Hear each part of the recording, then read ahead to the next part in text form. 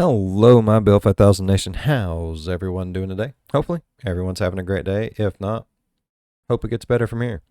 We are back with a new MrBallen video. That's right. This one is titled Found Footage Fuels Decades Long Mystery. Warning, graphic content. Yeah. Damn. All right. I'm excited to get into today's story. Hopefully, you guys are as excited as I am. And if you are, go ahead, turn them lights down low, put on something comfy, go up with someone special. We've been warned, so let's get, I don't know, scared, petrified. Oh, God. Found footage. Let's see. Ooh, let's get Blair Witched. We're getting Blair Witched, people. Blair Witched. Yeah, found footage. In 1969, an adventure magazine reporter named Milt Macklin flew to New Guinea with his film crew to shoot a documentary about a missing person who had gone missing in that area. Milt's hope was he was actually going to find this missing person and capture it on film, really pushing his documentary over the top. But despite shooting all this footage and looking all over the place, they never found the missing person. And so Milt ultimately went back home and just put all the footage in storage, never even watched it. Well, 40 years later, that footage got pulled out of storage because another crew wanted to make a documentary about this missing person, and when they watched this footage, they found something totally unbelievable on it. And so today, I'm gonna tell you the story of what they found, and then more importantly, what it revealed about this missing person. And I will say right now, it is highly disturbing. But before we get into that story, if you're a fan of the strange, dark, and mysterious delivered in story format, then you've come to the right place because that's all we do, and we upload once a week. So if that's of interest to you, please gift the like button the complete set of Where's Waldo books, but make sure you cut all the Waldos off of every page first. Also, please subscribe to our channel and turn on all notifications so you don't miss any of our weekly uploads. Okay, let's get into today's story. Man, I am going to go ahead and say it. Like, it's always bad whenever he says that it's bad. Like, I'm nervous. Deadly revelation. Oh, fuck.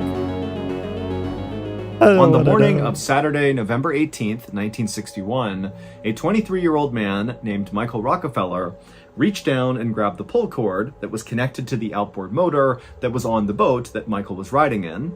And Michael, he pulled and pulled on that cord, but he could not get this engine to restart. It just sputtered and wouldn't turn over. And without power, that meant that Michael and his small crew just continued to drift farther and farther out to sea. But that wasn't even the worst of this situation. The boat that Michael and his crew were on, which was a 40-foot long catamaran, it was two handcrafted canoes tied together, well, it was starting to sink. Minutes before, Michael and his crew had been happily traveling along the beautiful green jungled coast of New Guinea when they had to cross over this area where the water was particularly turbulent. There was this river in New Guinea that was feeding out to the Arafura Sea, which is where Michael and his crew were. And where this brown river met the blue water, it became very choppy with lots of rough waves. And so as Michael and his crew tried to cross that area, the waves came on board, they flooded the engine, it shut off.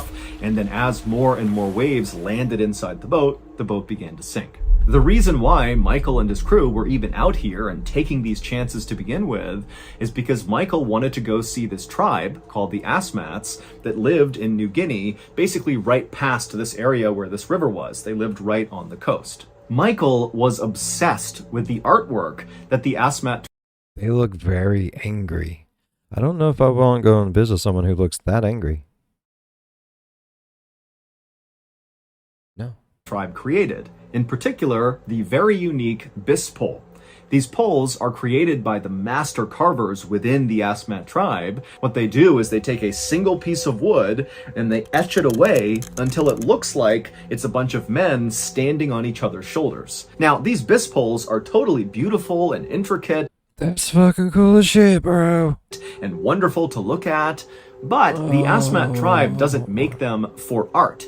They make them because they believe they contain the souls of the warriors from their tribe who have been killed in combat. And until the Asmats avenge these downed warriors, basically until the tribe kills their enemies, these souls remain trapped in these bis poles, which means the Asmats don't really ever get rid of these poles. They don't sell them. They don't throw them away. They are just part of their culture and society. But months ago, Michael had come and visited the Asmat tribe. He had learned about these bis poles and what they meant, and he believed he had successfully negotiated a deal where he would barter some of his own goods in order to get one of their bis poles.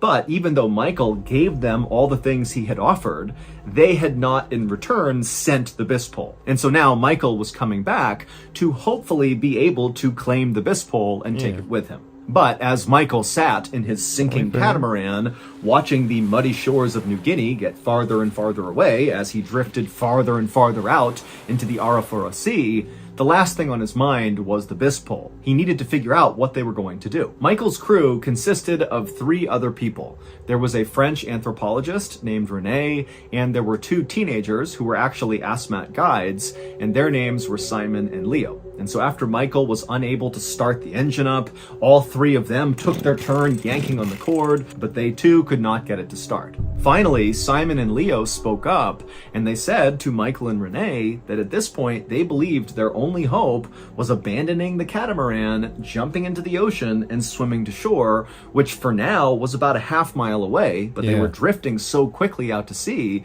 that if they waited any longer, they might be too far away to actually make that swim.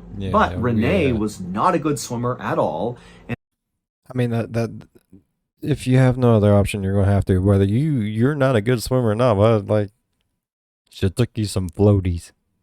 And Michael was just not ready to totally abandon ship and leave this thing out here to sink, because on board the catamaran was all this stuff he had brought along, like tobacco and fishing line and clothes and candy and all this different stuff that he knew this tribe wouldn't have, and he could use it as leverage to continue bartering to get his bis pole and to get other artwork they might be offering. And so even though Michael understood that obviously this catamaran and everything on it is going to sink into the ocean at some point, he just wasn't there mentally to jump off now and just kind of abandon all this stuff. And so a decision was made that the 2 Asmat guides, the 2 teenagers, Simon and Leo, they on their own would jump out, swim to shore, and try to get help, while Michael and Rene stayed back and waited for that help to come. And so a few moments later, the 2 teenagers jumped into the water and began their long swim to shore. And as they did, Michael watched, and it suddenly dawned on him just how far away he was from his own home. It had been months since Michael had last showered, so he smelled terrible. He was totally sunburned and caked in dirt, and his hands were rough and calloused from all the rowing he was doing. But this was not really Michael's real life, because Michael was not from New Guinea or from anywhere near here. He was actually from America, where his family was one of the most well-known, influential, and richest families ever, like in the history. Like the actual Rockefellers? Like Rockefeller Center? Holy shit. Motherfuckers are Rockefeller. I think I've seen one.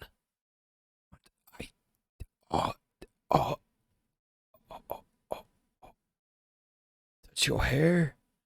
I have never seen. This is amazing. Of humanity, the Rockefeller family are in like the top 10 of the most powerful people ever.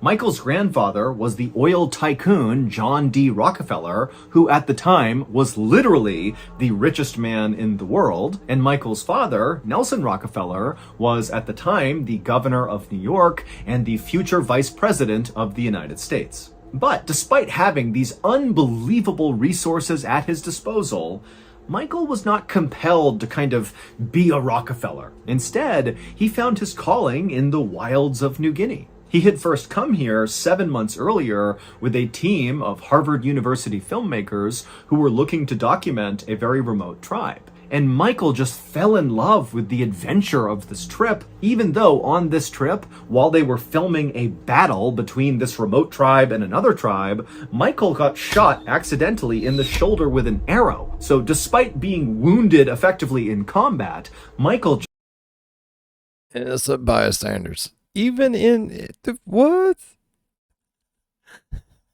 Casualties of war.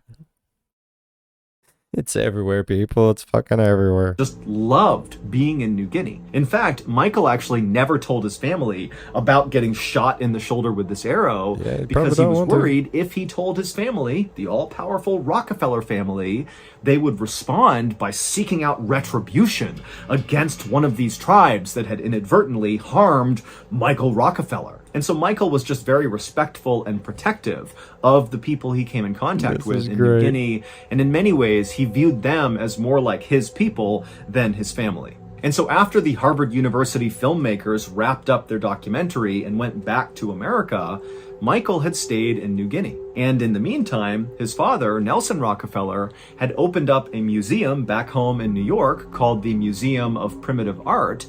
And what it displayed was artwork from places like New Guinea. Now, this was the early 1960s, and so many Westerners just so happens, no. Viewed natives of New Guinea, like the people of the Asmat tribe, as being very primitive and backwards. And so as a result, there was a lot of people that were drawn to this new museum in New York just for the spectacle of it, to see what these primitive backwards people were creating. But Michael felt like he had a deep... Holy shit! Barbara, look at that! They can use tools! God, that's awful.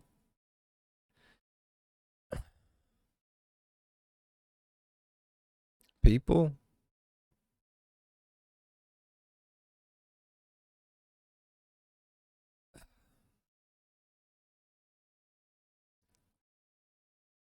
Is it the fact that people are shocked that they can do such beautiful things with the primitive tools that they have? Or is it the fact that like it takes people like years of going to like vocational schools and training with someone who is the best of the best before they're good at it? That is weird, ain't it? Like, you wouldn't think compared to most tribes that are cut off from a lot of people, they don't have schools, stuff like that, but they know survival, bro. If it has anything to do with how can I live, they know it. And it's crazy. But then, that's to be expected. And then, you start paying attention and it's like, no, they know artwork, they know poetry and everything else. And it's like, how? We gotta go to school for that shit, bro. How did they just know this? And it's amazing and beautiful. It's awesome. Everything they do is natural, raw. That's any place like that. Understanding of the natives of New Guinea, and he felt like it was his responsibility to go out and find the incredible artwork all around New Guinea, including like the Bispoles from the Asmat tribe, and send that artwork back to his father to be put up in this museum so that it was more than just a spectacle. Michael wanted the people of the West to appreciate and respect. Yeah, but would that be something that the tribe would be okay with? It'd be one thing for the person to have it themselves, but to take it and then put it in a museum to be gawked at by billions of people, and people are assholes. They'll make fun of it and all kinds of other shit. Wouldn't that be like blaspheme of some sort? The natives of New Guinea the same way he did, and he believed through art he could do that. And so Michael had teamed up with René, the French anthropologist, to go all around New Guinea to find this artwork to send back to his dad. A few hours after Simon and Leo had leapt off the sinking catamaran and began their swim to shore, Michael and René had no idea if they'd even made it to shore. They hadn't seen anybody show up to rescue them, and so as far as they knew, they had no idea how close they were to being rescued or not. And as they looked down, they saw their catamaran.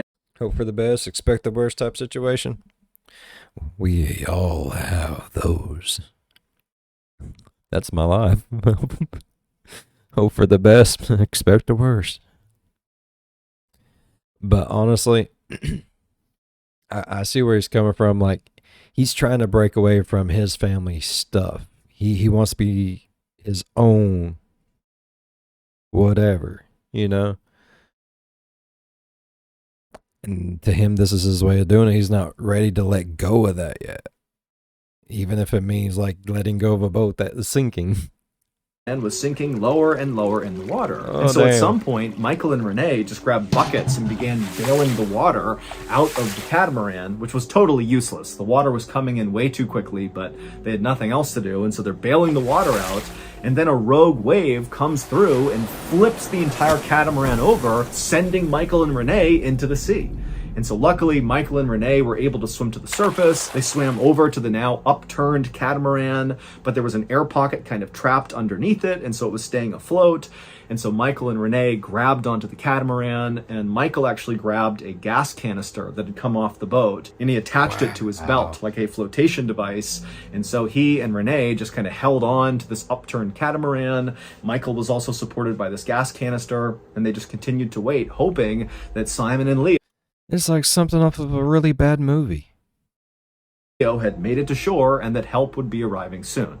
But in the back of Michael's mind, he knew that if help didn't come soon, Michael might have to do something drastic, like attempt the swim himself, which now was way farther than half a mile away. Shit. By the next morning, when the sun came up, Michael and Renee were still in the water, holding on to that catamaran, waiting for help to arrive, but no help had come. Now, Michael was a very good swimmer, but by this point, he knew they were at least 5 or maybe even 10 miles from shore. So this would be a gargantuan swim in pretty rough waters. But, you know, Michael, he's a Rockefeller. He had a lot of confidence, and he began telling Renee that, hey, I'm going to do this swim. I know I can do it. I can swim the whole distance. Even if it's 10 miles, I can do it. You know, you're going to have to just hang tight. It's going to take a while, but I'll get us help. Renee begged Michael not to go, but Michael said, I have to do something, otherwise we're going to die out here. And so all Renee could do was watch as Michael stripped off some of his clothes and attached another gas canister to his belt to give him a little bit more flotation. And then Michael shook Renee's hand, and then right around 8 a.m. on Sunday, November 19th, 1961, Michael began the swim. About 12 hours later, so that night, while Renee is still just holding onto this catamaran, hoping help is going to come soon, suddenly, kind of without warning, the sky suddenly erupted with this incredibly bright flame. And what it was a plane flying overhead that had spotted Renee and the upturned catamaran. They had fired a flare into the air to be like, hey, we see you, we're going to send help. And then just a couple of hours later, a boat came around and picked Renee up. And when Renee climbed on board, he was so relieved, and he asked the captain, you know, hey, did Michael Rockefeller tell you I was out here? Is that why you knew I was here? And the captain said, no, we were told by 2 teenagers, 2 guides, Simon and Leo, that you were out here. No one's heard from Michael. Now, you need to remember that Michael Rockefeller was a Rockefeller. And so as soon as Renee heard, oh my goodness, we don't know where Michael is, and he told the captain that Michael had begun this unbelievably long swim to shore to get help, it was like suddenly a bomb had gone off in the Rockefeller family, and they committed all of their money and their resources and their influence to launch the biggest manhunt basically ever to find Michael. They dispatched ships and helicopters and planes. They got in touch with the U.S. Navy and got them to be fully involved. I mean, they looked everywhere for weeks, but they could not find Michael. This search for Michael would continue for years. Now, it wouldn't be as intense as the first few weeks, but there was always somebody or some entity looking for Michael around the area where he had begun that swim. But by 1964, so 3 years after Michael had begun the swim to shore, the Rockefeller family finally accepted that Michael had to be dead, that he had to have drowned on that 5 or 10 mile swim to shore. Commercial!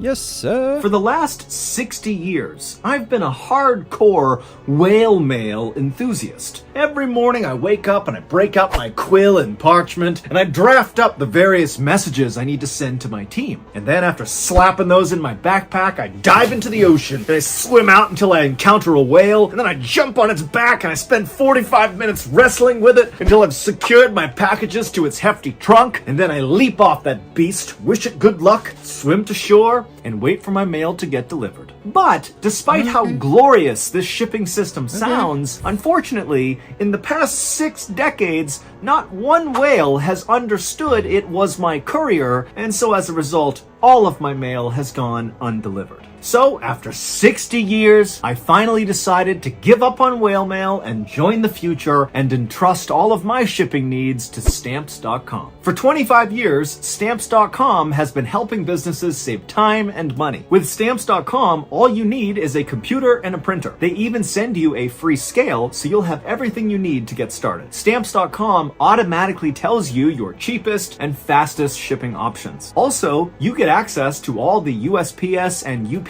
services that you need right from your computer anytime, day or night, no lines, no traffic, no waiting. So even though I know whale mail has a place in all of our hearts, it's time to free Willy and join Stamps.com. Set your business up for success when you get started with Stamps.com today. Sign up at Stamps.com/MrBallen for a special offer that includes a 4-week trial, plus free postage, and a free digital scale. No long-term commitments or contracts. Just go to Stamps.com/MrBallen. And Free Willy.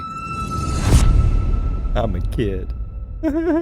And when the family finally kind of accepted shit. that is what happened, that became the story in America about what happened to Michael Rockefeller. In fact, his sister even wrote a best-selling book about grieving his loss. But in New Guinea, a very different crazy. story began to spread about what happened to Michael. Rumors about his fate were whispered along trade routes and between visiting missionaries and gossiped about in tabloid and adventure magazines. In 1969, so 5 years after Michael was declared dead by his family, an adventure magazine reporter named Milt Macklin heard from this mysterious Australian person who was a source for this magazine that they had actually run into Michael Rockefeller recently in the jungle of New Guinea, not far from where he supposedly disappeared. And Milt would actually follow up on this tip, despite how not credible it was, and he would go to New Guinea with a film crew, and he would go to this area and he would look everywhere for Michael. He would talk to locals. I mean, he really scoured the area, but there was no sign of Michael. And so Milt, feeling very let down by this, he came back home and he actually wrote a best-selling book about his quest to find Michael Rockefeller. But crucially, even though he had shot all this footage, both at a distance and up close, of all these tribes in the area where Michael supposedly was, he and his team never really reviewed the footage. They basically shot all this footage while they were there looking for Michael, couldn't find him, and said, meh, and put the footage aside.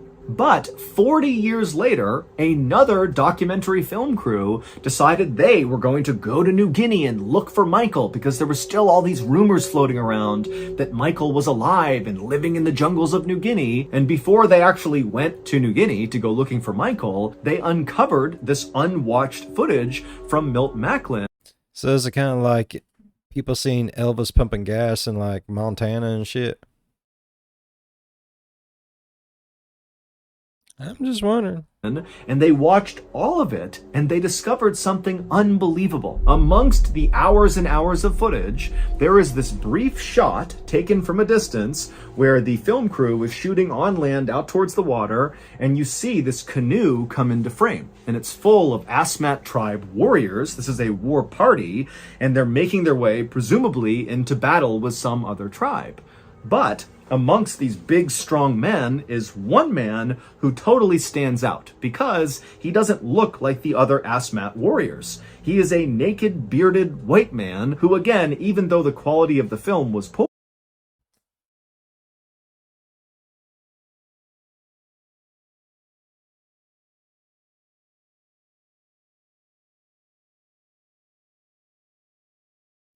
We've seen this. Did we know he was a Rockefeller then? What did we see this on?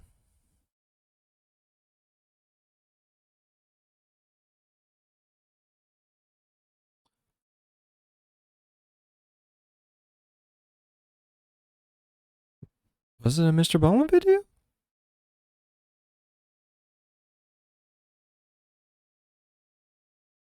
Man, I don't even freaking know. But I remember seeing this. I remember seeing that dude.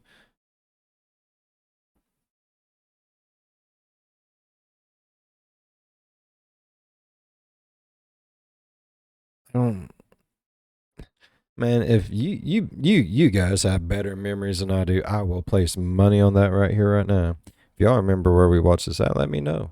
That way I can let everyone else know one day.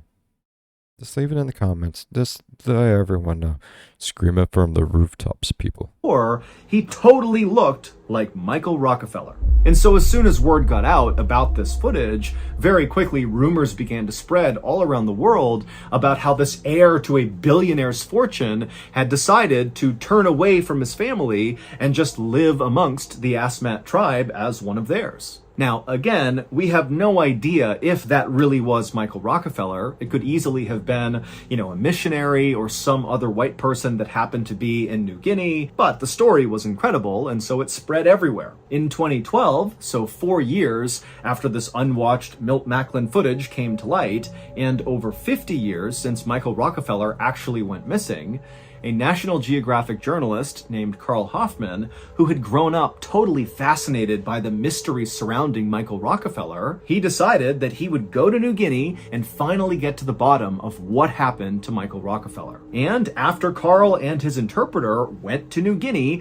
and lived with the Asmat tribe for months and gained their trust and gained their respect, they began to tell him a brand new story that he had never heard before about what happened to Michael. The real story. And they gave him a dire warning that if he ever told anyone what actually happened to Michael, that the whole village would likely be killed, and maybe even he too would be killed. But Carl didn't listen. After hearing what really happened to Michael, he left New Guinea and wrote a book about it called Savage Harvest. And from his book, here is what happened to Michael Rockefeller. On the morning of November 19th, 1961, so roughly 24 hours after Michael had jumped into the water and began this 5 to 10 mile swim to shore to get help, 3 Asmat tribe elders named Finn, Ajim, and Pep sat amongst 50 other tribe members in 8 long canoes. And they weren't going anywhere. They were just kind of resting at the mouth of this river, the same river that dumped out into the Arafura Sea, which is exactly where Michael and his crew had ran into all those rough waters and overturned, causing their whole situation. And so all these tribes people are just sitting there in their canoes. Some of them are smoking loosely wrapped cigars. Others are chewing on flour made from a palm plant called sago. And they're all naked, minus a couple of bands around their knees and their elbows, and some of them had very intricate piercings in their noses and their ears, but they're all just kind of sitting there. It's a long day, and they're enjoying some peace and quiet. But then suddenly, Ajim, one of the elders, noticed something making its way into the river from the sea. It was this white thing kind of slithering towards them, and immediately Ajim called out to the others to look, there's something over there. It's a white crocodile, it's a serpent, it's something. And they all look, and they're watching, and slowly this white thing is moving its way closer and closer to them. And so, not wanting to be caught off guard, the entire group got ready and began paddling over to see what this thing was, because if it was a threat, they could deal with it. If it wasn't, so be it. And so as these 8 canoes converged on this white thing, some of them had their spears up ready to attack. But when they finally saw what this creature was, they realized it was not some serpent or crocodile or something. It was a white man, and he was floating on his back, and he had these weird flotation devices on, but he was not a threat. And so right away, all the tribesmen, they put down their spears, they kind of laugh, thinking that they were in danger for a second. And this white man, who was Michael Rockefeller, he rolled over and he looked up and he couldn't believe what he was seeing. He's just swam like 10 miles to get here, and he's seeing the tribe that he had come to see in the first place. They've come here to rescue him. And so practically crying with relief, he turned around and grabbed one of their canoes. And as soon as he did, one of the elders, Pep, looked down at Michael holding onto his boat, and then Pep looked up at the other 2 elders, Finn and Ajim, and they just stared at each other, then back at Michael, then back at each other, and then they nodded in agreement. And then Pep helped Michael into the boat. Michael immediately just laid in the middle of the boat. He was so exhausted from that swim, but he was so relieved, and he just laid there while the tribe kind of got back into position. They turned their canoes around and began paddling back up the river, back inland. And as they paddled, they began this very strange chant. This ain't gonna be good, is it? This is where all the shit goes bad. All 8 canoes, all 50 plus members of the tribe, all in unison began this chant.